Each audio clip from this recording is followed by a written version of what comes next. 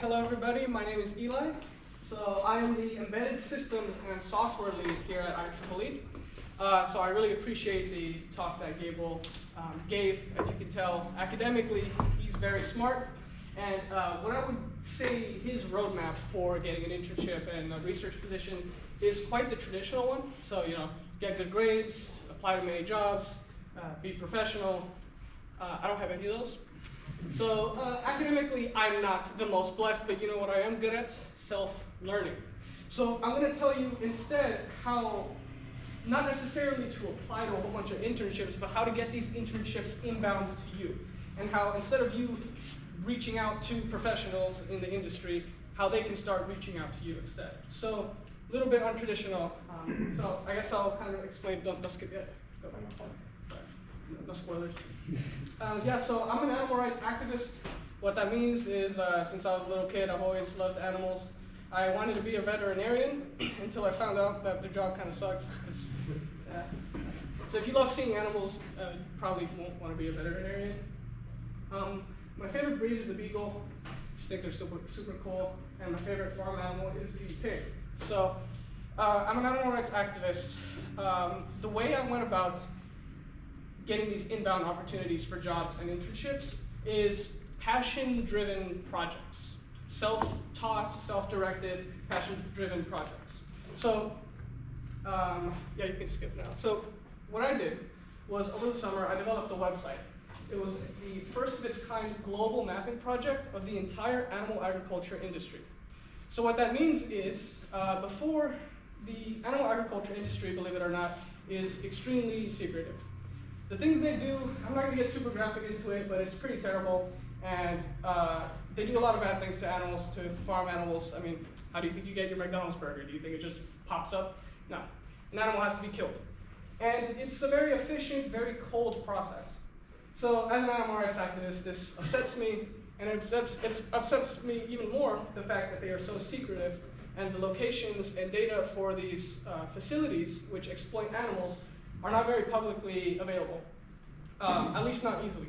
So what I did was I compiled 50,000 different sources from about 10 different countries, a whole bunch of different data sets, using Python, cleaned them, and Vanilla.js and a Rust backend, compiled them into a website. That website got 3,000 monthly users. I launched a social media campaign that reached over 100,000 views. And yeah, so first of its kind mapping project for animal rights. Now, can I be honest with everybody? I vibe coded like 90% of it, okay? It doesn't take as much time as you think. It just takes a lot of passion and a lot of dedication. So yeah, so you can go like that project. So this is what it actually looks like. It has Canada, Mexico, New Zealand, Denmark, the UK, and can you skip again? If you go in these clusters, you can actually see all of these different facilities. So the gray is the processing facilities where dead animals are cut up and put into products. These are the farms that you can see on my map as well. As you can tell, they don't look like a fun place to be in because they're not. It's not for the animals. This is like a poultry farm, and that is the nearest slaughterhouse to us in I believe it's almost by Nevada. It's by the Salton Sea, I believe. 10 million pigs are killed there every single year. Something I did not know, and probably you wouldn't have known if I hadn't just told you. The nearest slaughterhouse to us, which in the U.S. is about 2,000 total slaughterhouses, kills 10 million pigs a year. So yeah, so through all of that research, I learned a lot, and here are kind of like the inbound opportunities that I got from this project. So multiple internship opportunities, job opportunities, hundreds of supportive emails, like contributions and donations to the project, and I was awarded a seed grant for my efforts and for the development of the project. Yeah. So what this project taught me was how to lead a global team of developers in different time zones and coordinate with them, sometimes in different languages. Taught me full stack, taught me data scraping, data cleaning, manipulation, RESTful APIs, databases, JavaScript, CSS, HTML, all that. These are all technologies that every single software engineer in the industry uses. And I did kind of want to point out, if you are trying to be a software engineer and you don't know some of these technologies, or you've never built a website, you never had really a side project outside of school, it's time for you to do your own projects. So I'm going to tell you exactly how I did that. So here's your two-part guide. So like I said, most of the website was actually vibe coded, and I did the entire thing over summer. It was one really, really dedicated kind of like push in summer. So yeah, so just one summer I learned all of those technologies. I've never once coded a website. I barely programmed. In one summer, I was able to do all of that. And you don't have to be a genius, you just have to be really passionate. So what you need to do is, in school, obviously it's very good for teaching and you learn a lot of fundamentals, but it doesn't teach you how to actually be a software engineer. In order to do that, you have to do your own projects. And what I recommend is that you pick a project that personally means a lot to you. So let's say like you're big into video games, like I recommend over winter break, just grind coding and build your dream video game. If you are passionate about it, you will learn, and you will beat 99% of people, because most people, you know, they're just doing their schoolwork, and schoolwork is not very exciting. But what is exciting is, you know, like treating this as like your hobby and as like your personal, almost like identity. So yeah, business tools, websites, mobile apps, just build it from the ground up. You can do it. It's, you know, it takes time, but if you're passionate, you can do it. And the second part to this, and the way that you actually get these inbound opportunities once you have your personal project, is that you have to build in public. This is non-negotiable. So if you want recruiters messaging you and you handling different offers and being like, no, like having that power, you have to post on LinkedIn. You have to make a blog, you have to post on Instagram, do something and get your name out there. You have to get rid of your fear of building in public and be vulnerable a little bit. And the thing is, you don't even have to get like 1 million views on your YouTube channel to be successful. It only takes one engineer who goes through your YouTube video, or one hiring manager to be like, okay, this guy knows what he's talking about. And you're going to stand out compared to all of your peers if you just document your things. Another thing I did was posting all over Reddit. I would post like promotional videos and propaganda for my website, and it would just hit top post of the month every single time. So pretty much my advice to everybody who maybe doesn't want to take the traditional route of getting an internship or a job is to leverage your own passion and your own skills and build them in public. Build your passion project in public, make sure people know that you're doing it, and make sure that potential employers can see you do it. And I think you guys will be set. So yeah, thank you for your time. This is a link tree to some of my socials if you want to connect with me on LinkedIn. My YouTube channel, a couple other things are there.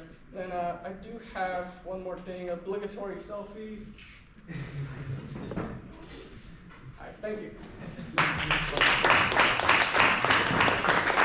And, any questions for me? I'm also happy to like talk after. Is this the best way to contact you? If you didn't scan the QR code, yeah, that, or just talk to me after. I'll give you my Insta or whatever. When you're promoting your projects in public, Yep. are you also like linking your personal details? Yes, like always. resume, name, where Yep. you live? Yeah, Or not like what? that's the most important part, is that you have to be the face of that project. You have to make sure that everywhere that you're posting it, everywhere that you're promoting it, that it links directly to your name. Yeah. When you were promoting your projects, what was the main things that you would focus on to try and get people's attention, or to like showcase it? The emotional appeal, for sure. So like, especially in short form content, the best way to get reach is to engage people emotionally.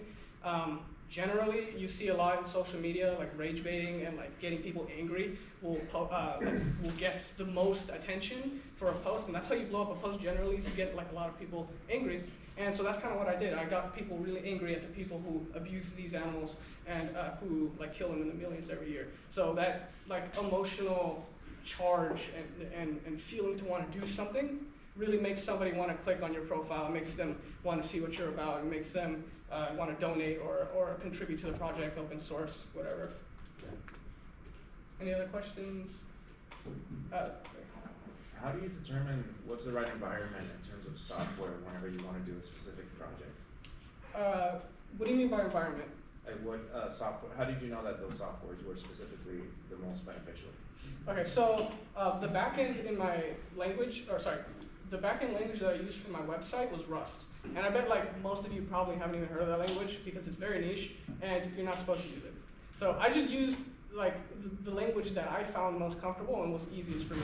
You can build a website in almost any language. You can use it using Python. You can have JavaScript on the front end, back end. You can have like Rust. You can even code a website in C if you wanted to. So it really doesn't matter. I would just recommend whatever you know now and whatever's easiest, just get started with that. Yeah. Yeah. So a lot of, I think your presentation was about like working hard and doing things like yourself, but in like what ways did you rely on other people other than like engagement through social media? So my project itself, it wasn't just me developing it. I wrote about 70 to 80% of the code, but it was not just me. I definitely had a lot of help fetching like obscure data sets and stuff like that from volunteers in my development Discord that I had. And people would just email me anonymously, submitting locations and reports and things like that. So I did get a lot of help there. I mean, personally, I had, like my activist friends. Stuff like this is actually extremely controversial and very dangerous. So, having that support of, friends, family, it wasn't just me all alone. I'll just say that, yeah. There's one more question over here. Yeah. What did you do to start, or like, what did you do to start learning how to program? Like, what exactly did you? Yeah, so like, just have an idea, and there's kind of two parts to it. You have to go head first into it. You have to get over that fear of complexity. So like when you're starting a project and you're diving into something new, like it's like a fog of war kind of, like you're going into a project and you don't really know all of what it takes to like build a website. Let's say you never built a website, you have no idea where to start. Just start with an idea and then just tell yourself like I'm gonna learn this. Like I know that I'm capable of learning it. People around me have learned it. Like it's a very doable thing. You really have to believe in yourself. So if you have that confidence that if you have that confidence in yourself and that passion, just start whatever project, any dream project you want. If you're in robotics, build a drone. If you're in like a computer vision, build like a robot that like, or like a webcam that detects faces or something. Just go head first into it. You're not gonna know anything initially, but if you're passionate about it, just barrel through it. Just keep slamming your head against the wall and you will get there. These things, you don't have to be a genius to do them. The only thing that separates you from like a senior engineer is time. They're not any different, we're all human. So just put time and make sure what you're doing is something you're passionate about. That way you don't get burnt out as quickly. How long time? Yeah, we can take one more question. Okay. Why don't you just stay motivated while still learning how to code? Yeah. So learning how to code, like initially, I stayed motivated because I was just super into it. This wasn't my first time programming something. I just got into it because I just loved it, and that's why it was so easy. But for this project specifically, there's a very, very powerful emotional drive when you know that millions of animals potentially depend on the success of your project. It's a tremendous weight to carry, and it's I mean, emotionally, I really love animals, I really care about them, and I don't like people hurting them. So I felt it was almost like I have to do this. I don't have an option. I don't care if I'm burnt out. You don't have to be that intense with your video game or something, but just, you do have to love it, and you do have to be passionate about it. If you're not passionate about what you're doing, you're cooked. You do really have to love whatever project or whatever technology that you're getting into. All right, yeah, thank you. Thank you.